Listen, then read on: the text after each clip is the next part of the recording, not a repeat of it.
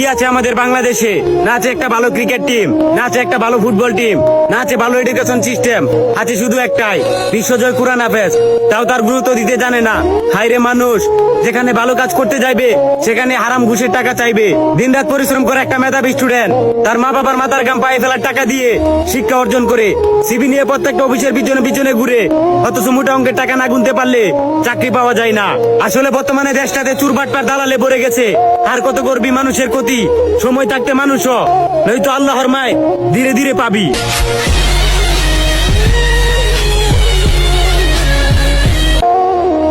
বাঁশের চেয়ে কঞ্চি বড়, ধানের চেয়ে বড় খই, নেতার চেয়ে চামচা বড়, তাহলে মানুষ বিচার পাবে কই?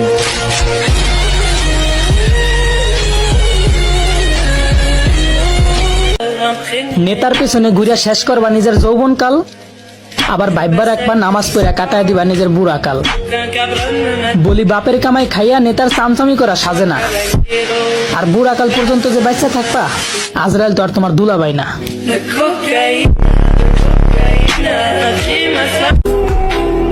আস্তাগফিরুল্লাহ, আপনি ভাবতেও পারবেন না এই ভিডিওটা শেয়ার করে দিলে এই আস্তাগফিরুল্লাহ যদি একবার আপনার শেয়ারের কারণে যদি একবার কেউ পড়ে, তাহলে আপনার জন্য তওবা হয়ে যাবে।